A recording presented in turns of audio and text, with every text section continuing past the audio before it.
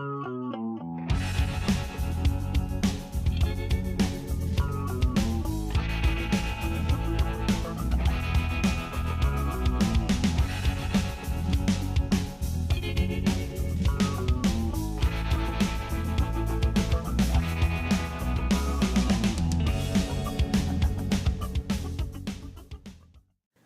and welcome back to Tea Time in Olympia. I'm Lucas Miller, and my guests today are Eric Miller and Kit Gurchie from Sidewalk. Eric is the Community Outreach Coordinator, and Kit is the Development Officer. Is that right? Okay, welcome. Thank you for being on the show. Thank you. So, to start off with, tell us a little bit about Sidewalk. What does your organization do? And maybe give us a little brief history of how this organization came to be here at Olympia and what you guys do respectively. So Sidewalk is a local nonprofit that is working to end homelessness in Thurston County. We're the coordinated entry point for childless adults in Thurston County. So we take care of anybody who comes in and needs housing, and we'll do diversion, which is, well, we have several different programs. Basically, we help people get into housing, and we'll help pay for the kind of upfront costs that prevent a lot of people getting into housing, and then we're part of the system that puts people into the long-term supportive housing as well. So. Some other unique things that Sidewalk also does, or that sets us apart, and part of who we are, is that our organization is really volunteer driven. So in order to keep the cost effective so that we can use more of that for housing services, we need volunteers. And so that's very important within our organization. Another thing that is really, really unique for us now is we've moved to the Providence Community Care Center in downtown Olympia. So we do coordinated entry there. So basically what that kind of looks like, if someone comes in seeking housing from us, let's say they have an abscess on their leg or they have a cut and they need some help, we're able to say, okay, well, here, we'll get your housing paperwork filled out, but right next door, in the room next door to us, the Olympia Free Clinic could help get your leg taken care of. So not only do we help get people provided with housing services with us, but we also point them in the direction of other services they may need. So if somebody comes to you, you can get them either into, say, an apartment or it's like a Section 8 situation, or into a shelter if that's more appropriate for their situation. Yes, so we have a system that assesses their vulnerability, and we're low barrier, so we try to make it as easy as possible to receive services as we can, and so anybody is welcome to come in and talk to us about what they need, and then we'll assess what we can do and where they would be most successfully placed. So we don't do much to get them the locations for housing, except if they're a higher vulnerability. But if they come to us and they're like, I have an apartment that I would like to move into, I just don't have the finances, we can give them the first month rent and the deposit that will help them get over that big hump, because that's a very big barrier for many people. And then if they can get into housing, then they can create the sustainability so that they can stay there long term. So. I see. And you focus mostly on adults without children. Yes. But we also have the no wrong door policy. So if anybody comes in, if there's a family, they come in, we'll do the coordinated entry paperwork for them. And then we'll refer them to CYS or Family Support Services. So. Okay, all right. Sorry, additionally, another really cool important thing we do is we've partnered with the City of Lacey, which I'm sure we'll talk about more later. And so we help run and staff the Lacey Veterans Hub, which is specifically designed to help veterans get into housing. Okay. And then a little bit more about the history. So we started out as a program of interfaith works, and about, I think, 4 or 5 years ago, we separated out as our own 501c3, and then in August, or actually September, we moved into the Community Care Center, which is run by Providence. So. Okay. All right. Since we branched off, we've helped get over 1,000 people into housing, and then the last. In 2017, we had over about 297 unique placements. The figures are still being calculated exactly, but that's our estimate. Fantastic. So all told, you've been in Olympia for about 6 years. About 6 years. Okay. And so you're all volunteer. and you're a 501c3 nonprofit, is that right?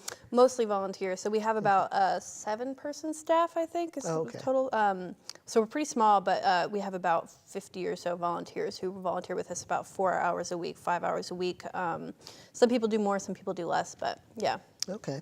So you mentioned being low barrier. Tell us a little more about some of the barriers that people experiencing homelessness may encounter when they're, seeking temporary or permanent housing, and how you help them negotiate those kinds of barriers, and what you do to keep your barriers low.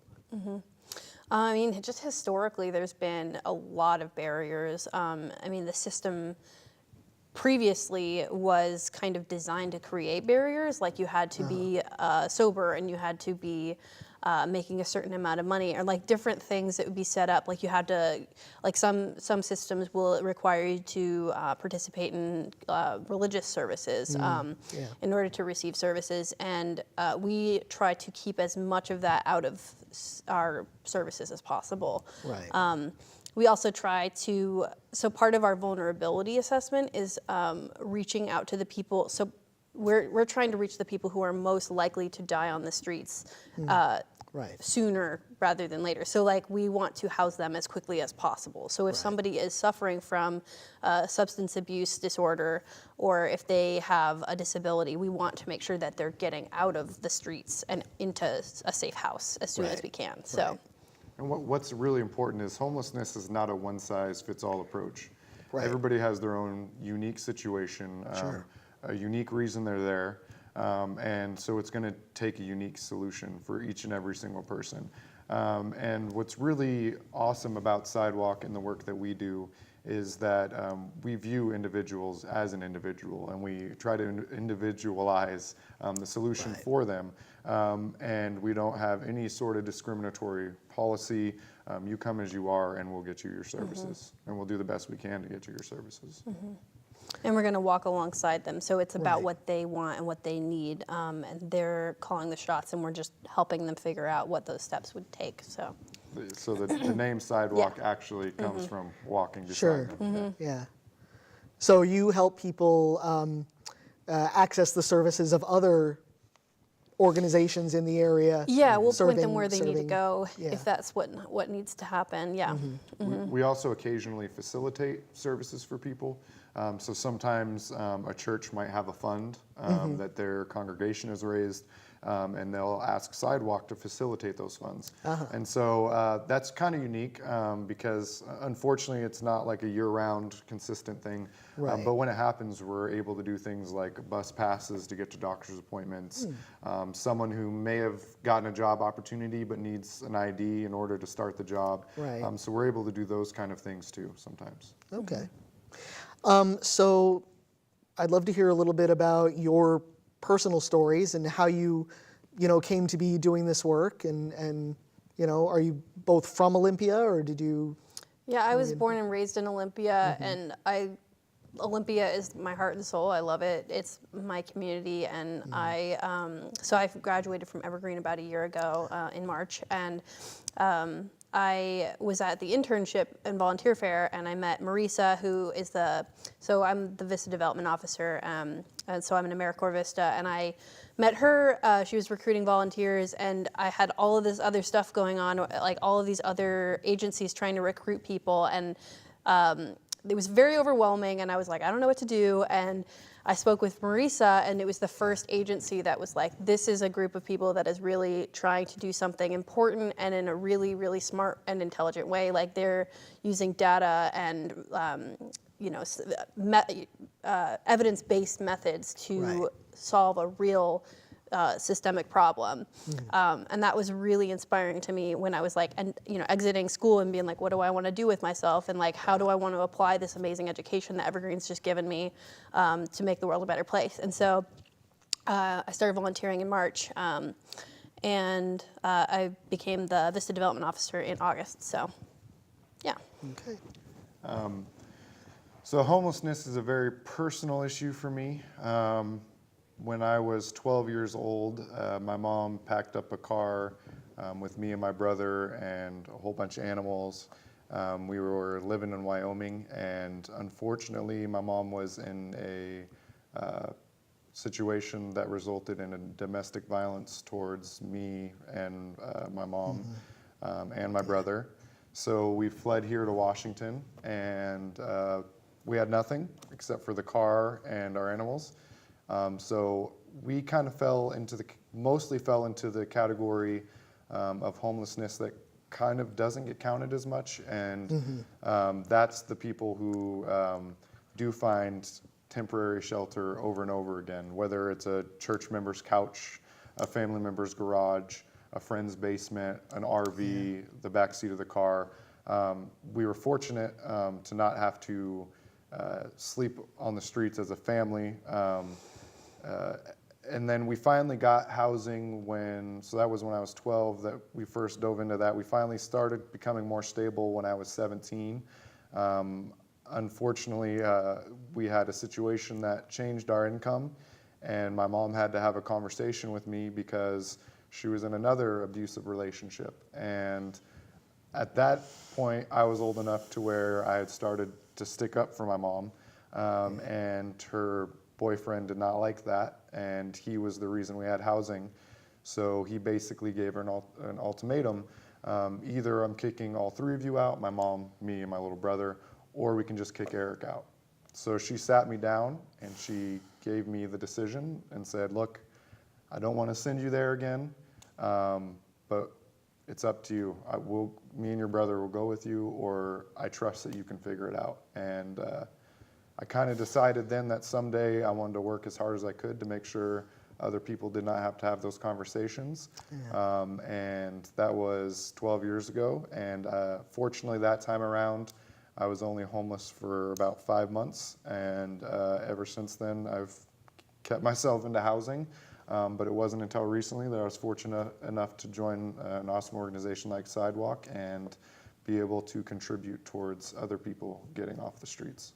Fantastic. All right. So, this show obviously is oriented toward the GLBTQ community in Thurston County, and especially the trans community. Statistically, of course, transgender people are at particularly high risk to experience homelessness. What sorts of policies does Sidewalk have in place to provide services, with an eye to the particular challenges that transgender people face when seeking housing? Yeah, it's a really important question. So we are, we're a non-discriminatory agency, and we are open to anybody who needs housing. We're low barrier in every sense of the word, and obviously, every organization will have internal biases, and that's something that we're always working on and trying to improve. We recently had a really great workshop with Interfaith Works when we moved into the community care center that focused on trans competency and how to create a safe and welcoming environment for trans clients, because like you said, up to 20 to 40% of the homeless community is LGBT. So that's a really important piece to know about when you're serving that population. And so we're working on it, and we're always evolving. One of the things that I love about Sidewalk is that if something's not working right, then we're going to change it. And so we're always shifting our paperwork to make it more usable for our clients. Making sure that we're creating options for different genders on paperwork, that we're being respectful of pronouns, and it's really great. We're always making progress. So, so I've only been on with Sidewalk recently, and just in the time I've been there, I've witnessed the steps being taken, even on like we have a volunteer form you can sign up for online, and we made a conscious effort to make sure there was a place for people to put their pronouns, because we respect that and understand the importance of that. And it's the culture is just, as soon as you walk in, it's very obvious, and I feel like we definitely exhibit that welcome culture to our clients as well. and make a conscious effort to make people feel welcome from all backgrounds. Good, good. So if, for example, say a non-binary identified person comes to you, seeking help getting into a shelter, many of the shelters are still kind of organized along those binary lines where there's a men's section and a women's section, and you have to choose one. How do you, what do you do to help that person find a place where they're going to be safe and comfortable and, feel like their identity is respected? Yeah, one of the things that I like as well about Sidewalk is that we have a master list that people get on, and they can decide which shelters they want to be in line for, basically. And so if they don't feel like they'd be comfortable at, say, like the Salvation Army because they don't want to be participating in religious activities, then they don't have to be on that list. But if they're like, that's fine, I don't mind doing that, then they can be on that list. And then the whole idea is that whatever choices are best for them, they can go toward. And we do whatever we can to educate them about what those things would be. So, and we try to have a constant dialogue with those people as we're helping them, so. Okay. But I think that brings up a bigger conversation, because I think there does need to be, I recently had a friend who contacted me because they did have a non-binary friend who felt very uncomfortable even seeking services, and I made them very aware that we were open and welcome and would help them get services. But I think that just in general, that someone would feel that there was not a place for, that's very disheartening to me. And I think that we need to work harder to establish more places where people do feel safe, right? And I believe there are places like, I believe it's called Amy's House. Is that? Rosie's Yeah. place? Or, isn't that one? That's in. Amy's House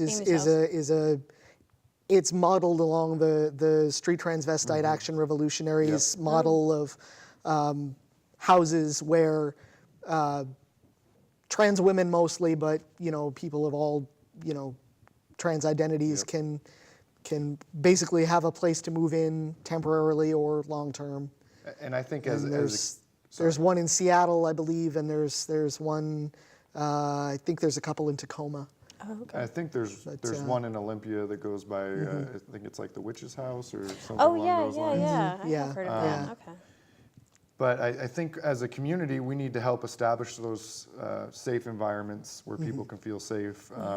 And I could go into a longer, deeper conversation on how it's sad that we have to have those safe places, but that's the reality of what it is now. I personally feel like people should not be judged by society and should be able to feel safe wherever they are, but unfortunately we're not there yet. So in the meantime, we need to do all that we can as a community to help create those safe places. Right. And I think Sidewalk's definitely dedicated to assisting in making that happen too. Yeah. And one of the barriers in general as well is like, it's not really like a barrier that anybody puts up necessarily actively, but like it's the assumptions about homelessness services and other social services being high barrier in the past, that assumption lingers, and it's the same with, I think, with the LGBT community. You see throughout history people being discriminated against and being harassed and attacked and all of these things happening, and even if you've never experienced it in your personal life, you still worry that might happen to you. And so I mean, all of these traumas are generational, right? And they're inherited. So it's even if Sidewalk isn't necessarily known for being transphobic or homophobic or any of those things, people may assume that just because of what we do. Like as a, social services have always, have historically been that way. And so I think it is also very important that we make a conscious effort of saying we understand what you need, and we're working on trying to continuously develop that, because we may not always get it right, but we're trying, and we're open to feedback, and all of those things are really important, and being visibly active in that is important. And I think Kit brings up a good point, because not only do we need to reach out more and help educate the community, but we have to fight back against stigmas that are brought on by cultures of other organizations who currently are still discriminatory. Right. And Right. so we're kind of fighting against that too, not only as the stigma affecting social service organizations in general, but we don't like that. We don't want to Yeah. see people be discriminated against. And so it's a very good point. We, as an organization, outreach and educating to let people know you are welcome. Like my point before with my friend asking about the non-binary person feeling uncomfortable reaching out for services. I don't want anybody to feel like that. I want them to know they can come to us. Yeah, and then also, like, even if you're not just looking at history, if you go into one social service place and you don't get a good reaction, or if you receive a bad treatment, and that may be enough to deter you from going anywhere else too. So, Yeah. Well, and I would imagine many marginalized groups, individuals whose whole experience has been, Right. being discriminated against or being treated badly because of who they are. That happens to you long enough, and you just start to find it everywhere. right. So you guys kind of keep track of what other what homeless shelters or agencies or whatever are more or less, trans friendly or queer friendly. We don't have like an active list, but I think you get a sense of it for sure. And I think it's something that we could do more to educate our volunteers on, I think. But yes, I think that if you were speaking with a trans client, you'd want to make sure that you're thinking about those things for sure. So. Yeah. And I think that unfortunately, so some organizations, it's very obvious that they have transphobic or homophobic policy. Sure. But others, it might just be staff or volunteers who, even though the policy Right. may not be to be transphobic or homophobic, but they may act out those things instead. And so, Right. Or they may just be poorly educated right, on the issues. exactly. Yeah. And this is the whole thing that I think that and what's really cool is I think Interfaith Works kind of helps bring all these types of organizations together. And it's great that they have been having workshops, because I think as partnering agencies, we need to combat discrimination towards any marginalized community in general together, and work together to do that. And how do we resolve those issues? Okay. So you also you do some work with veterans, or you partner with organizations that serve the needs of veterans. As I'm sure you know, there's a pretty heavy overlap. There are a lot of transgender veterans, especially in this area. What do you find to be the major challenges that transgender veterans experience in accessing your services? Or Well, I think for starters too, is what you see is those are two populations that are disproportionately homeless. Right. And so it's very unfortunate that we don't have more services in general for homelessness, but especially when you have two groups that are disproportionately, and then when you have the intersectionality there, we really have to, I'm getting away from the topic a little bit because it's not necessarily what we do, but what we need to do as a society is we need to figure out what is it that causes that to happen, and how can we cure the disease rather than the symptom that's causing the homelessness over and over again. What is it that's causing that? And I think we need to come to a better understanding. And I think through the Lacey Veterans Hub, which is what Sidewalk does do, as well as we have an intern who works with veterans down at the Community Care Center if they come down there, because again, no wrong door policy. I think it might be beneficial to start trying to understand those things, because the intersectionality, as you said, is definitely there. And Yeah, just to add on to that intersectionality part of it, both veterans and LGBT people are more likely to suffer from mental illnesses and PTSD, and to have disabilities, and have substance abuse problems, all of which are connected very deeply, I think, because trauma and substance abuse often go hand in hand. And so I think that the bigger picture problem is that marginalized people in general tend to be more likely to be homeless because of those underlying vulnerability factors, which is part also like our vulnerability assessment is based on those vulnerability factors of disability and substance abuse, like I said. And so having, it's not just an issue of race, or of veterans and LGBT identity, it's also an issue of race and ethnicity and disability, and those things are very important. And Class you can't, background and exactly, education. And yeah. And so as these intersections get layered on top of each other, Sure. it gets more and more complex and more statistically likely that you'll become homeless. And I think when so I'm not a vet, but I was talking to one of our coworkers who's a vet before we came here, and something that he pointed out to me was that vets are often expected to be tough and not deal with mental illness. They're supposed to have this very rigid and strong personality type, and I think that comes from military culture. Right. Yeah. And I think so.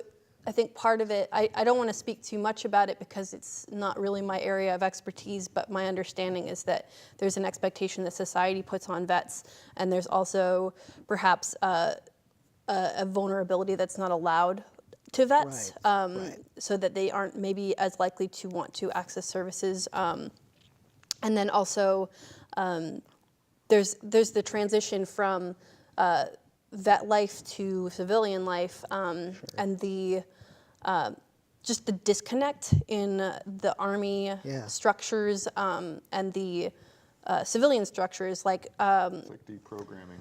Yeah.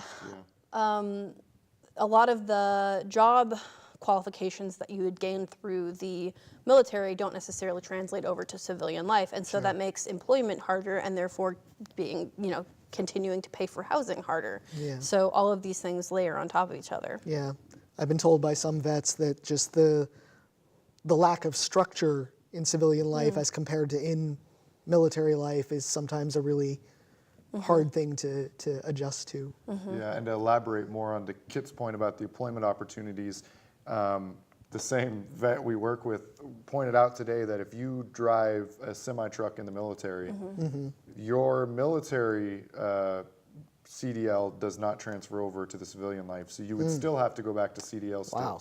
So even though we think, okay, well, yeah, obviously shooting a gun doesn't transfer over into a career path, well, even the things that you think would transfer over into a career path don't necessarily do that. Yeah.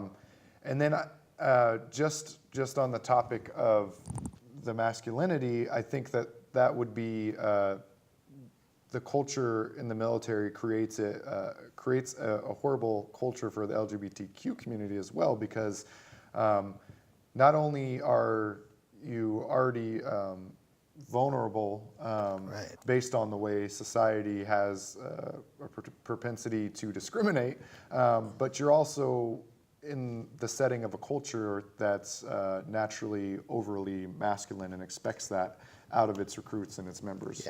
Yeah. Well, plus I should imagine that the stigma and the discrimination, placed on various marginalized identities like trans people or people of color or poor people or people with mental illnesses or substance abuse, that probably exacerbates discrimination. Minority stress will make people more likely to have mental health problems or substance abuse problems. It creates kind of a vicious cycle that puts a person even more at risk for homelessness or other forms of you hit the nail social on the head there. marginalization. Yeah. Well, because you think about who enters the military, right? A large portion of those people are people who are low income, and when you're low income, you're already have the higher likelihood of having mental illness or even physical disability. And so now you go into the military, and you might not have the stability of some other people that might go into the military for other reasons, where they really just want to be able to make dad happy or whatever. And again, like you said, that kind of helps lead people down a path that unfortunately could end up with them living on the streets. Yeah. And Yeah. it's a perpetual vicious cycle. Yeah. You hit the nail on the head. So at the individual level, what do you find are the most frequent barriers for when you're trying to help a trans person find housing, either permanent or temporary? What do you find to be the biggest barriers that trans people in particular experience? That's a tough question. One in particular. The one thing, I don't know, that's tough because I think it's a complex thing. I don't think it's possible to even put it down to one thing. I think it's a lot of different complex things playing into one big culmination, right? Like, Right. I think it's a combination of people maybe afraid to access services, and then so the perceived fear of, or the perceived threat of being discriminated against or not having your needs met, and then the actual threat of having those needs be not met and then also be discriminated against. So I think it's those two things coming together. But I would imagine that there are a lot of just kind of practical and systemic difficulties. Like, for example, a person who's maybe in the middle of their transition and hasn't changed their gender marker on their documents, or hasn't done their legal name change, or can't afford to, get a driver's license with their, proper name and gender on it, could be something that would get in the way of being able to, move into an apartment or sign a lease. Yeah, that's definitely, that's a very good point. There are the more practical barriers. So I did see a situation where someone had an issue getting housing, and they actually had the income to pay for housing, but they had already transitioned, and they had did not have the income to get the name change and the ID change, and so they weren't able. They were strictly homeless because they were not able to get their ID changed yet because they couldn't pay for it, and landlords didn't believe this is you. Yeah. I should imagine that. Do you find that a lot of trans people, maybe those who are trying to medically transition through the VA, does that also present a barrier to getting into housing? I don't know. I'm not sure. Are you talking they're working with the VA? Yeah, and they're like already in... trying to access, for example, hormones or surgery or, transition-related services. No, I've heard. So even though the policy is not, you're within the military, right? Is that what it is right now? No, I've heard that most people, when they transition, they actually try to do it completely outside of the VA. That they kind of avoid the VA in general. Because for good reasons. Number one, the barriers of the VA has them jump through additional hoops. There's already lots of hoops in the private sector, but the VA does add additional hoops. And so I haven't even really talked to anybody who has transitioned through the VA. They have avoided it altogether and just gone with private insurance. I've actually heard that some particular medical care providers are better than others, like group health, I've heard, has not been horrible for people. That was fairly recent, I heard that, so maybe that's a fairly recent change. Now it's Kaiser Permanente. But people I've spoken to just that are formerly military have avoided the VA altogether for their transition. Yeah. So I mean, I can't count the number of horror stories I've heard from people who are trying to access transition care through the VA, and how pathetically uninformed the VA doctors are about, the standards of care and what they actually entail, and, or just, being made to jump through not just additional hoops, but hoops that really don't make any sense. That don't, in some cases don't even exist, like a hoop you cannot jump through. They literally try to make it impossible, and that's another great point that you bring up, Luke, is the miseducation and the fact that the military tries to ignore the topic altogether. Yeah. And so they're not equipped to truly handle transitions in a way that show respect to an individual at all. Right. Yeah, and they seem completely uninformed about, how to help non-binary identified people. Oh man, yeah. And they just don't seem to be interested in educating themselves. Man, I just heard a story from somebody that they that they did not know how to handle a non-binary person, and oh man, I wish I could. Probably want to bleep this out because I can't remember exactly how the story went. I literally just was talking to somebody the other day about this, and I wish I could remember the full story, and I do not want to misquote. But I believe that in their experience, the doctor actually ended up telling them to leave because they couldn't understand a VA hospital. Wow. I think in general, like the whole education piece is, essential to it. Like a lot of the time, marginalized people tend to have to do a lot of that education of the providers, and especially trans people. And I think that that's especially true with doctors and transitioning.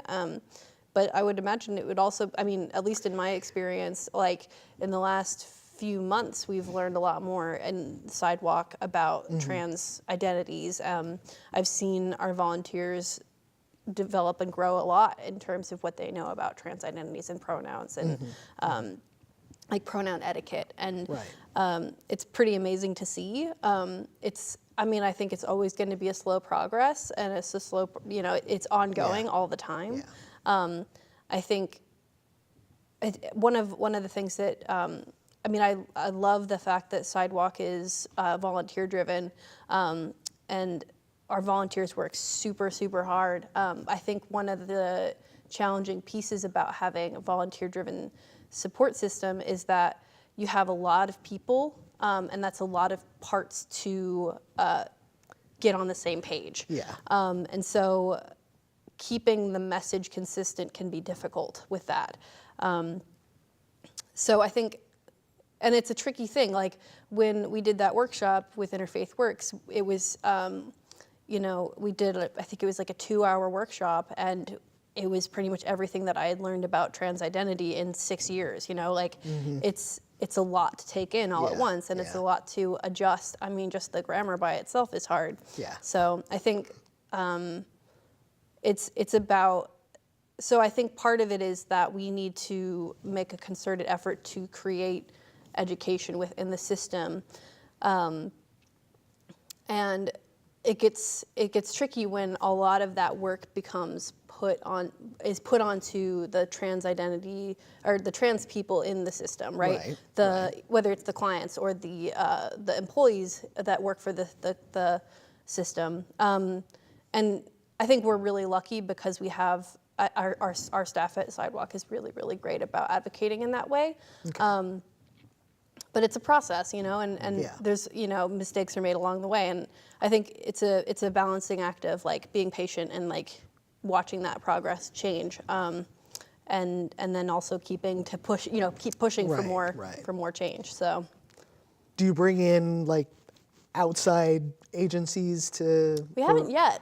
Yeah. But I know that there's a Relearn. They're an agency that educates doctors about trans identity.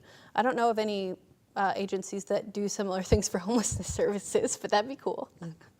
Well, that might be something we could look into developing ourselves. Yeah, I can tell you from personal knowledge that there's quite a few people in this area, trans people, who, spend some of their time doing that kind of education and training and development for, businesses and state offices and organizations of all kinds. And I guess that's another thing that organizations need to come to grips with is even though we are accepting and we do we don't discriminate, is that, and I think this was something that I had to have a personal journey with, that I 3 or 4 years ago, that just because I'm accepting doesn't mean I know everything. It doesn't Right. mean I Yeah. understand everything. Exactly. And there's always an opportunity to learn and grow, because it's not just about you being open, it's about making somebody else feel welcome. Yeah, yeah. Absolutely. So tell us a little bit about how you guys fundraise, how you support the work that you do. Well, we're the fundraising department. Okay. Right here. Well, then I've asked the right people. So we have two major fundraisers every year. We do Gingerbread Village, which is a Thanksgiving event in November, and we have like community members build houses, or gingerbread houses, to raise money to end homelessness. And then in March we have our spring gala called Love for a Change. That's kind of like a fancy dinner, and we have people auction. And there's a raffle, and it's quite fancy. So that's at the end of March. So. All right. And then also we have like monthly reoccurring donors Okay. who give anywhere from $10 to $100 a month. We also do like a end of the year campaign. We do phone banking, and then we do have some percentage of our, well, large part of our funding does come from small community grants, and then also from Thurston County. Okay. Do you apply for like statewide grants, national grants? Yep. Grant writing is, oh my gosh. Yeah. I had never done That's a it. whole position unto itself, isn't it? Yeah. Well, it should be. Yeah. Yeah. Yeah. Grant writing is very interesting, yeah, Yeah. to say the least. So do you have, I imagine you have a lot of opportunities for people who want to volunteer. Oh, yeah. Yes. How would they go about contacting you or? So if people want to email me directly, totally cool with that. It's Eric with a C, ERIC at walkthurston.org. And what I think is really cool is, although we do have like our typical standard volunteer positions where people are kind of steady volunteers, if your schedule isn't extremely open and you can only volunteer every once in a while, I'd love to set you up with something that you can do to help out. And you could also go to our website, walkthurston.org/volunteer, and you can find the volunteer sign-up form there. And we do like quarterly trainings, which we're currently looking at ways to make it more than quarterly and have it video and those type of things. But we're always open to whatever people want to help with. If you have a special skill doing graphic design, I need you. If you host really cool TV shows, I could use you. So basically, whatever your skills or abilities may be, or if you really are passionate about working directly one-on-one with our marginalized neighbors, then we can definitely use you there, of course. That's where the primary big source of our volunteers goes to. So I imagine that as an organization, you have to, develop working relationships with state agencies like DSHS or, Section 8 housing or, All of them. what kinds of, for your clients who are having to go through those agencies to get what they need, I assume there's kind of an advocacy role. You said you stay with the client like throughout that process.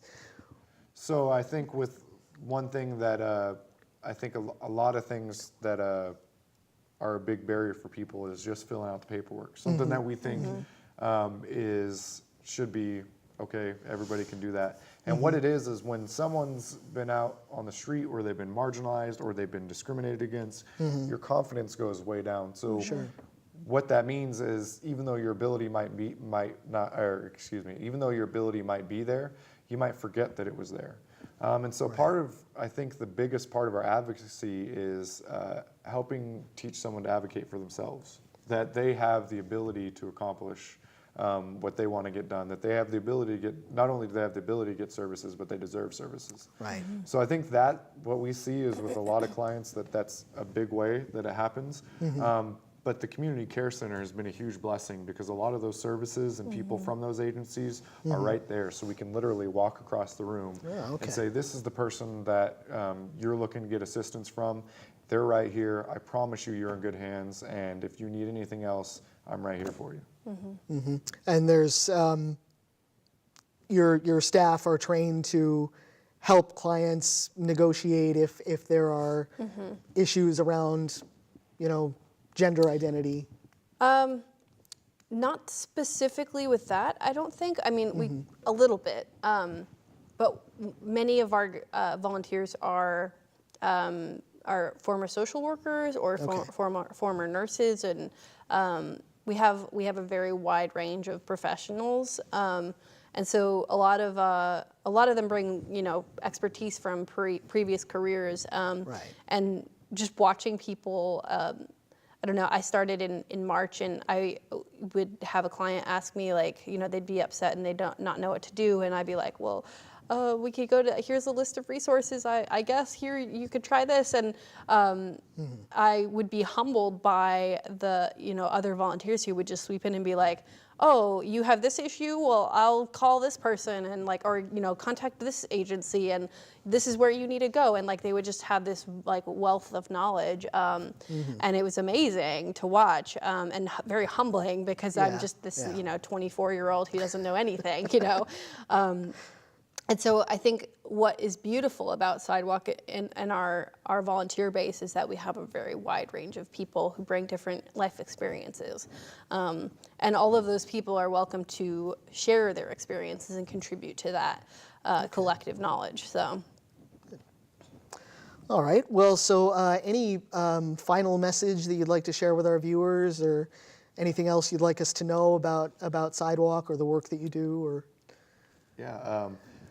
regardless of your background, regardless of where you come from, we want to help you. Come to us. Even if we can't help you, we'll help point you in the direction of who can help you. And I also want to say that we're always open to learning.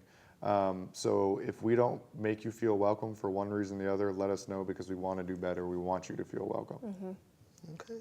Absolutely. And no matter what your background is, you have skills that Sidewalk can use. And so we'd love to have you volunteer with us. So. All right. Eric Miller and Kit Gertchie, thank you so much for being on the show. Thanks, Luke. And thank you all for joining us. And this is Luke Miller, Tea Time in Olympia. Have a good night.